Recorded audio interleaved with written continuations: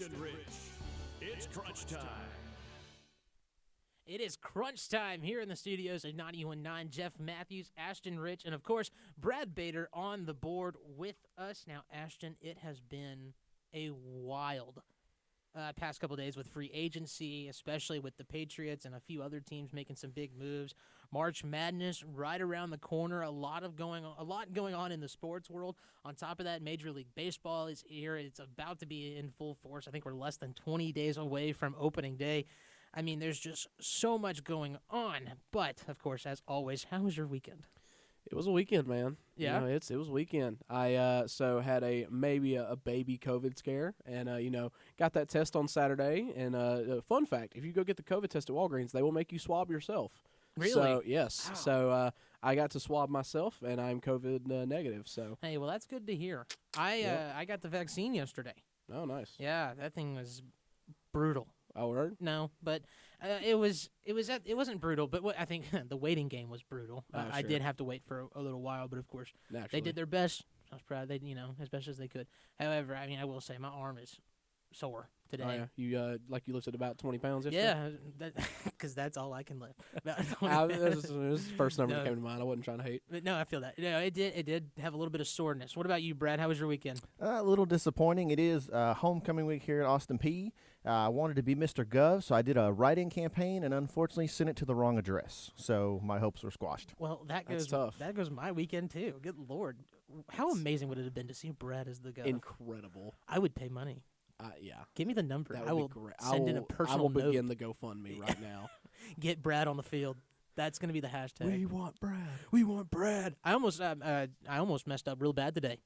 I almost deleted a whole entire interview file. Yeah, you were telling us this pre-show. Oh, but, my goodness. Go for it. So we had an interview to do today with the new president of the university, Dr. Lankari, and after we had finished the interview, the president had left, and me and a few other people here at the radio station of my bosses were sitting here looking at the audio file, and I accidentally pressed a button, to which then I pressed another button to fix the first mistake, and then the whole file disappeared. Now, luckily, we had it videotaped, so we had the audio through that, but this was the best sounding audio for the interview. So, of course, I'm sitting here as everybody's looking at this computer, freaking out. You're sweating. Sweating. I mean, literally, I was like, I'm fired. This is it. Like, I will literally have to go clean my office right now. Like, they're just going to hand me a cardboard box and tell me to leave. Just leave. Just get out. Just, Mr. Matthews, please. I was terrified. Luckily, Professor Ellison, shout out to David. Hey, David Ellison, ladies and gentlemen. He's the man. Came back and was able to get that file back for us, and I was very, very relieved. But let's go ahead and jump into some sports world stuff. Now, Austin Peay football is having a season in the spring. We've covered a little bit about them. Now, they did come up with a big win this past weekend, Ashton, with a couple of players getting some awards this past week. Yes, so double overtime victory against last year's co-champion with Austin Peay in southeastern Missouri. And, yeah, like you mentioned, freshman QB Draylon Ellis taking home the FCS Stats Freshman of the Week All-American honors, something of that nature. I may have thrown in a couple extra words there, but OVC Newcomer of the Week, OVC Offensive Player of the Week as well, and then Elijah Colt for the Governors, OVC Defensive Player of the Week. So all-around great performance for the Govs. I thought it was interesting. The betting line on the game was at 46 points, and the final score ended up at end of regulation was total was 70. So Wow. Vegas was way off. A little bit. Which very rarely happens. It can happen, especially with lower division football, especially. But, yeah, just excellent performance overall from Austin Peay. Got a tough matchup this weekend with UT Martin coming to town. Like Brad mentioned, it is homecoming, so always hoping for a big victory. I love the UT Martin game. Yeah, and Martin is coming off unfortunately playing Jacksonville State. So they're coming off a hurting nail. So, yeah, they are. So they'll be looking for that big W. Yeah, that's so for sure. It should be a good game. Martin and Austin Peay in years past has been highly competitive football games. They have been defensive battles mostly, which is disappointing. But, if you're a fan of defensive football, then it might be the game for you. And I am a big fan of defensive football. Could not be me. Oh, man. Defensive football makes me happy. Big 12 is my That's why I passion. don't like watching the Cowboys play. Fair. There is no defense, even though I'm a Cowboys fan. Texas Tech is so fun to watch. I don't care if they give up 60 points because they're going to score 70. They're just going to keep throwing just it going in. to keep They're scoring. just going to keep going for it, and that's just how they roll. But, Austin Peay, you just hope they do well. It's just so weird having a season during this time of year. I think that's just because we all are just used to seeing it in the fall, even though I feel like I've played football in the spring before. Absolutely, and it is weird because I think if everyone's still counting the fall season as well. So for Austin Peay playing 4 games, losing all of them in the fall, their record, even though they are 2-1 in the spring, says 2-5. So it's definitely strange. I don't know how that's going to work when it comes to FCS playoff considerations. Of course, the OVC champion gets an automatic bid anyways, Right. with the OVC historically not getting at large bids unless your name is Jacksonville State. Yeah, really. And or if you happen to be SEMO last year. Austin Peay is, as we know, has been snubbed in the past on the at-large bids. Oh, So, yeah, of course. but still very interesting to see how the season goes. You've also got a lot of things happening in college for pro day standpoints. A lot of pro days happening. There's no actual workouts at the NFL Combine this year due to COVID. So NFL scouts are really having to go to these pro days for once. I know on Friday, North Dakota State's Trey Lance had his pro day. Yep. Many people were disappointed he didn't run at his pro day. And then you've got all the other scouts and pro days coming up as well this week and next week. Did you ever watch the Trevor Lawrence workout? I didn't know. I don't really care to watch the workouts because anyone looks good in t-shirt and shorts I know. on air. That's a true statement, but I will say there were a couple of throws that he had that were just ridiculously good. Sure. But I'm excited to see Trevor Lawrence make it to the NFL. I don't know what's going to happen. I fear it might be a flunk just because a lot of first-round quarterbacks kind of struggle because they get put with teams that, you have a great quarterback and you don't know if they're really going to mix well with the team. And then you kind of get there and then it doesn't really mix well. Like, I guess a good comparison would be, Baker Mayfield to an extent. He's done very well over there, but he hasn't really grown the team, I think, as much as the fan base predicted. Sure, but the thing about quarterback is it's the hardest position to project to the next level from college. So even from high school to college, you got to think, like, there's a lot of guys who are like number 1, number 2 quarterback coming out of their high school class who never do really make any noise even in college. So about when it comes to scouting quarterbacks, you're scouting traits. You're scouting, okay, what does this guy do well? How can we make our offense fit? Because if you're a team like the Buccaneers in 2019 before Tom Brady, you were a team that liked to throw the ball deep, a lot of play-action passes, and you were a vertical offense. Someone like Trevor Lawrence would be great for your offense because he's got a huge arm. He can extend play a little bit with his legs, and he's more or less pretty accurate down the field. If you were running a West Coast offense, which for those of you that don't know, West Coast offense is built around short, quick game. Think 90s 49ers. Right. Bill Walsh in the 90s and late 80s invented the West Coast offense, essentially. Yes. He innovated it. So the West Coast is built around quick-hitting plays, little short dink and dunks here and there.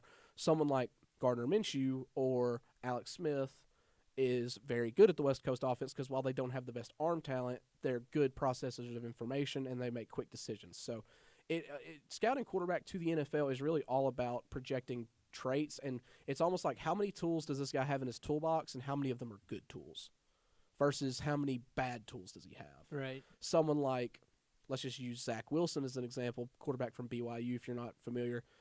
A lot of his traits and a lot of things he does on the field will remind you of things that Kyler Murray, Patrick Mahomes, Aaron Rodgers does.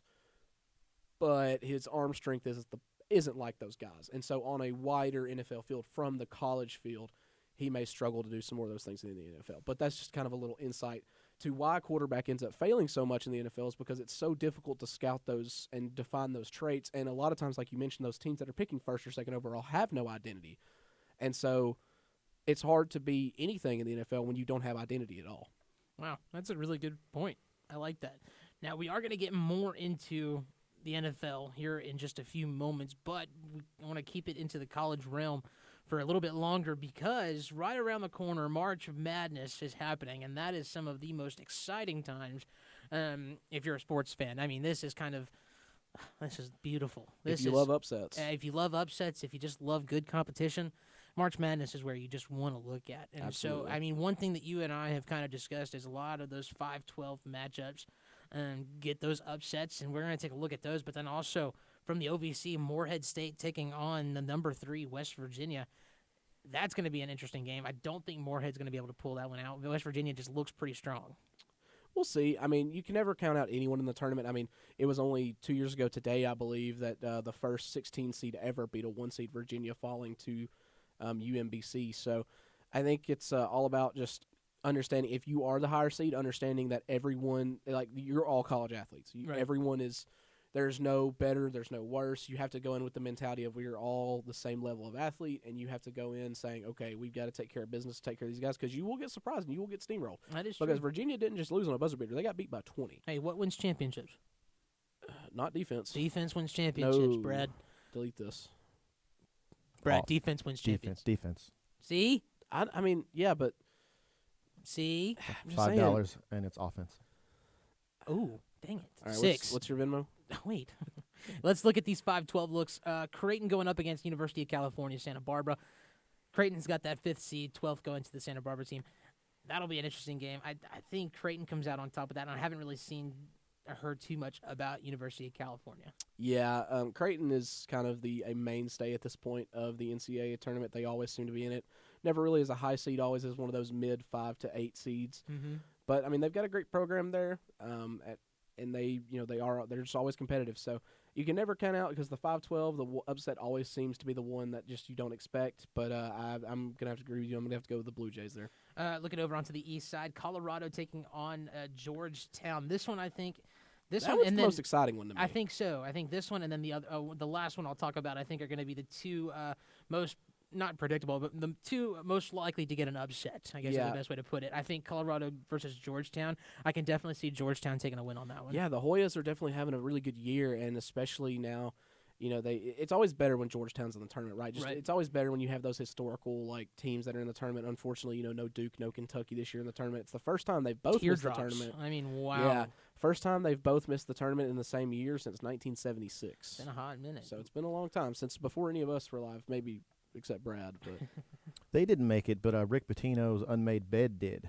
nice. Wow. Love Very that. nice. All That's right. what I like to hear. Looking on to our next one. This one I feel like is going to be the least likely to get the upset Villanova versus Winthrop. I think Villanova is going to take that one. Yeah, almost if you look at Villanova as a 5 seed, and you're almost like, what happened? Because it wasn't just too long ago they were, consistent 1 or 2 seed Yep. in the NCAA tournament. But They were fun to watch, too. Yeah, Villanova's always kind of exciting. Virginia I always kind of hate on a little bit just because they play that slow defensive Right. style of high school. Virginia wins games 35 to 28. Kind of in an unexciting fashion. But, Right. it's just one of those deals where I think you're right on that one. Villanova is definitely for me on that. The last one, this one a little close to home. Tennessee going up against Oregon State. Tennessee has the 5 seed. Oregon State with the 12 seed in the Midwest. That one, I think, like I said, between Colorado, Georgetown, and the Tennessee-Oregon State game, I think those are going to be the two that are most likely to get upset. Yeah, just Tennessee's been wildly inconsistent this year. That's what I wanted to talk about that, because they are inconsistent. However, when they're on, They're good. they're good, and they're competitive. And they play your style of basketball. They play a lot of defense. Yes, they do, and that's So- what I do like seeing that. Defense wins championships. But I think Oregon State just might be able to come in, and if they can disrupt Tennessee early on, Sure. I think Oregon And State you've might just also- run away with it. You've also got to consider the status of John Fulkerson, too, for the Volunteers. For those who may not know, Fulkerson was injured after suffering what many consider a deliberate elbow. He caught one elbow from a Georgia player, or from a Florida player, Right. in the SEC tournament, and foul was called, and then the guy elbowed him again, gave him a concussion, and some other things going on there. But he did post a video from the team hotel that night, so hopefully he's ready to go for Tennessee. He's one of the team leaders on that Volunteer team, but I don't know. I'm not too familiar with Tennessee basketball. I'm not familiar with a lot of Tennessee basketball fans, but to me, you're missing your team leader and one of your better players. You lose to Alabama in the SEC championship game by not a lot. You kind of want to say, we could have won had we had that guy. I agree. Now, when it comes to Alabama, who is an SEC team, and their basketball program, they have looked very good this past year. I would not be surprised to see Alabama go deep into the tournament. Sure. I think this is the one year where there's not really any clear favorites. That is, I think that's a true statement, and I think that is probably due to the fact that Duke and Kentucky are not in it. That, and you've got your 1 seeds are Gonzaga, Baylor, Illinois. Gonzaga's in it. Gonzaga has the first seed, They're the number one overall seed, seed. right? Yeah. But yeah, I'm not 100% sure. It's like Gonzaga, Baylor, Illinois, and I forget Yep. who the 4th one is at this time. But it's amongst those teams, there's not really any one that stands out. Gonzaga, obviously, being the 1 seed, you've got to watch out for them. Illinois has been playing very well this year. Baylor's been playing very well this year. So, I mean, I think this is the year where it's just whoever's going to get hot during tournament time. And, I mean, that is really what it comes down to. I mean, we've seen teams just in the OVC tournament. Basketball's all about getting hot at the right time. Exactly. I mean, if you got shots on, you got shots on. Yep. And, I mean, if they're hitting, they're hitting. And that's just kind of the way it goes. And sometimes you have those bad days. And so some of these teams just got to be watching out and just prepare for the best you can. Hopefully we get a good March Madness. You know, we didn't get to see one last season, which was, I mean, heartbreaking. But a year later, we actually get to go and get to see one now. Like I said, I hope it's going to be a fantastic time. I'm going to be watching closely. I know you probably will as well. Brad, maybe. I'll be watching badminton. Badminton. That's Nice. a good one. That's Yes. a good one. What's the badminton world look like? South Korea, excellent. Okay, perfect. That's what I like to hear. Let's move into the professional world. We're going to go back into the NFL. I know we kind of touched a little bit about what's going on and talking about a little bit about Trevor Lawrence, but I mean, a ton of free agency, and I know you have a lot to say about some free agency. Yes, so NFL free agency officially starts either tomorrow. Teams can officially announce signings, I believe. Currently what we're in is called the tampering period. So basically, teams are allowed to contact players, but they're not allowed to contact players. Yeah. It's a lot of things can be agreed to. It's very bureaucratic, and there's a lot of stipulations, and there's a lot of we technically didn't do this, but basically contracts have been getting agreed to for the last 2 days. The Patriots have been huge spenders so far in free agency. They have been signing literally any and everyone so far. 2 of the top tight ends. They signed Hunter Henry and Jonnu Smith, both 2 long-term deals. They have also signed former Raiders and former Philadelphia Eagles wide receiver Nathan Aguilar. Nelson. Aguilar. Sorry, Nope. That's a we have done that before. we have a running nickname for him in nice. in our fantasy football league of Nathaniel. I don't know why I came up with that, but yes, but Nelson Aguilar. Thank you, Jeff. Yeah. And Gio Tooney is a former Patriot, is now signing with the Kansas City Chiefs. So they unfortunately due to some cap. They had cap casualties. Both their starting tackles are now gone. And Kendrick Bourne got signed to the Kendrick Bourne, the Bourne Patriots. Ultimatum is now in New England. So, they've loaded up. I mean, I think I can give you the numbers real quick because I have 4 of them. Matt Judon got 4 years for $56 million. Jonnu Smith went 4 years for $50 million. Nelson Aguilar got 2 years for 26, and then Kendrick Bourne got 3 years for 22.5. I think the most telling thing about all that is that Bill Belichick had a down year last year, but they couldn't really do anything because they were still under money of Tom Brady and a few other guys. But this year, they had the second or third most cap in the league, if not the most, and so they're really making a splash. In his first 10 seasons in New England, Bill Belichick spent just a little over $350 million in free agency. He's already spent about $140 million this year. He don't want to lose no more. Yeah, Bill Belichick's not going to tank. He don't want to. He does. I'm glad you said that. There is no way that it could ever happen that Bill Belichick will tank. No. Ever. And I'll say keep out your eye on this because they signed Cam Newton back to another 1-year deal. Which that was shocking to me. Do not be surprised if in the first round the Patriots go grab a quarterback. Who would they go for? I think Mac Jones. I'd like to see that. I think Mac Jones fits what they want to do on offense. See, I like Mac Jones. I do too. I like Mac Jones a lot. I don't know if he can. Patriots. I mean, there's a legacy right there, right? You have to uphold to that legacy. I mean, hey, he's held up to the legacy of he came in right after Tua and arguably was better than Tua. That is true. Who's to say he can't come in after Tom Brady and be just as good? Just as good. You can't say better yet, but not quite. Yeah, you have to hit a couple of milestones before you can even start entering but that conversation. I think that it's certainly an interesting discussion because Cam Newton's not exactly getting paid big money. He's getting 13. It's nothing special. It's a 1-year deal as well. So I mean, it's almost like another prove it deal, which is what he had last year. Which is kind of if you're Cam Newton, are you kind of scared at that point? I don't think so. I think Cam Newton's confident in his own ability, which I believe. I don't disagree with that. Don't disagree with that. I think last year, if you look at the Patriots, Cam Newton didn't really have any weapons to work with. Their best receiver was an undrafted free agent named Jacoby Myers. That is true, and then he was out for 2 weeks with COVID. And so, you just didn't have anything to work with if you're Cam Newton. N'Keal Harry has been a bust so far because he couldn't separate from a plank of wood. And, he can catch over anybody, but it doesn't matter if you're not giving your quarterback space to throw to you. He had 2 rookie tight ends. Yeah.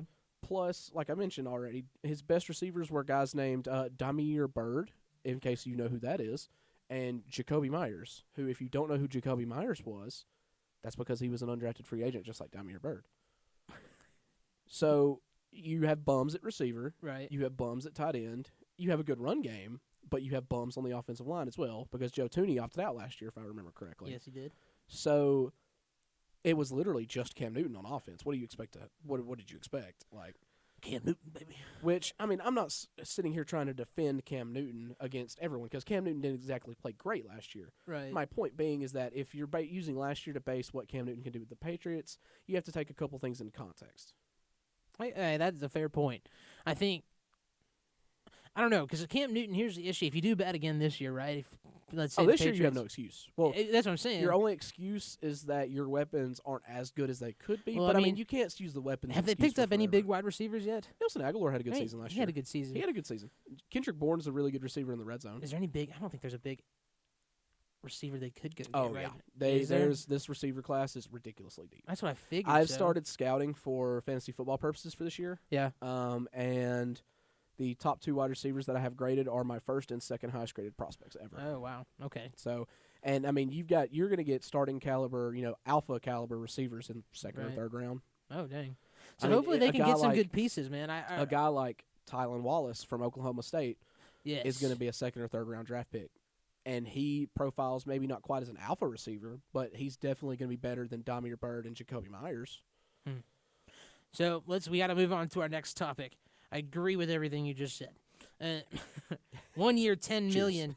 1 year, $10 million. Gronkowski coming back to Tampa. Originally, there were rumors that he was going to test free agency, or that he came out and said that he was going to test free agency. Decides to go back to Tampa. Do you think teams just didn't want him? Do you think just the price wasn't right? Do you think him going back to Tampa is a good thing?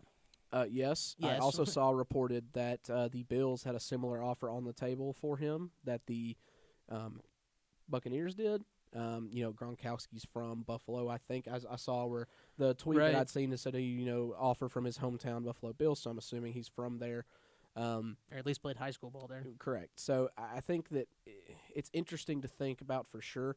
I think that with O.J. Howard, or no, wait, did O.J. Howard just tear his ACL last year? I can't remember if he just tore his ACL or if they actually traded him. But regardless, O.J. Howard wasn't in the picture for the Buccaneers. Gronkowski kind of became their main receiving threat once he got back in football shape. So I don't see them slowing down that much unless Father Time creeps up on Gronkowski really quick. I mean, But all that drinking comes up pretty quick sometimes. But I think Gronk's a good signing. 1 year, $10 million for one of the better tight ends in football. It's not bad. That's decent money. Yeah, it is a decent money. I think it is telling they decided to re-sign Gronkowski, not Antonio Brown, though. That is kind of wild. I think isn't it's. it? You think Antonio Brown's done? No, I don't think so. I think Antonio Brown had a good season last year for what it was. I think that I don't know how many times I've had to ask that question. Is yeah. Antonio Brown Yeah. done? I think that the Buccaneers are just comfortable with what they have because they franchise tagged true. Chris Godwin. because I think they noticed that. I mean, no matter what happens, let's just say they never wanted to pick up anybody else. Mm-hmm. They could keep the team that they had, just keep everybody on, and they would be a great team. Sure. Like, really, the Well- only thing that could happen was them not being able, is that they would just stay Antonio stagnant. Brown was is what I'm the trying only to say. kind of receiver on the team that was like him. And what I mean by that is he was their only true slot kind of smaller guy. Chris Godwin is a decent slot, but he can play both. Hey, you want to know who's a good slot receiver? Cole Beasley. Yes, I love Cole. Cole Beasley got me a lot of fantasy points last year with Cole Josh Beasley. Allen. So, Yeah, he got me a lot of fantasy points too. so I like Cole Beasley. He's Dallas Cowboys. yeah, I'm sorry. former Dallas Cowboy. Former R.I.P. Cole Beasley. Yeah. He's fine. He's just in Buffalo Yes, because that's Buffalo. where we wanted him to He go. is. He is in Buffalo with Josh Allen, Stephon Diggs, and all them guys, Yes. and now Gabriel Davis because the Bills also released John Brown. So Yeah. they released Smoke Brown. So he's Smoke Brown. he's a receiver that's on the market that I had not thought about. He would be a sneaky veteran pickup for a team. That is true. I think if the Packers miss out, because so far what we've seen is no big name wide Right. receivers have signed. The biggest name wide receiver that and I signed think is that's where I was Nelson kind of Aguilar. getting at. I haven't seen news about the big name Well, wide I think they're all receivers. kind of waiting for that first guy to sign to set the market, I think and then you're they right. all can get Yeah. that money. Because, I mean, they saw how much quarterbacks can make now. I mean, granted, I think quarterbacks are going to get paid a lot more than your wide receivers. Oh, depending. absolutely. But, I mean, that's a very true point. Nobody wants to sign first. Nobody wants to be the first guy to because sign they'll and say miss you out. sign for $50 million, and then the next guy can sign for $100 million, and you're 10 times better than him. Right. right? So And that's just kind of the point. Not But let's- likely in the same free agency window, but next year for sure. Yeah, exactly. Moving on, Drew Brees signs a deal or agreed to God. a deal. The news was reported that he had signed a deal, or they were coming to agreement with a term for another deal or for another year, and then we get hit with the retirement. Well, his deal was more so to restructure his contract, so Right. that way it wouldn't be as bad for the Saints Correct. for him to retire. So, as a Falcons fan, thank God he's finally gone. I love Drew Brees, I respect him, but I was so tired of seeing that dude twice a year. Oh my gosh! And now, guess brutal. what? Now I get to deal with Tom Brady twice a year. That's right. So, It's gonna be a good time. My father's mother is a huge Saints fan, I'm sorry. and well, it's really weird because Did you mean the Aints?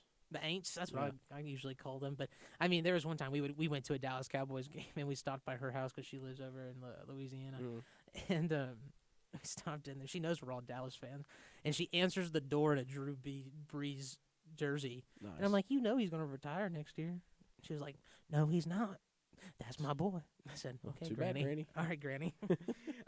One of the other topics that I wanted to bring up was Major League Baseball. Major League Baseball getting back into the full swing of things, and as the season is approaching, we're kind of getting to the point where COVID restrictions are being looked at, and we're trying to figure out what's actually going to happen for stadiums. A lot of teams are going to have fans in the stadiums. They've already come out and said so.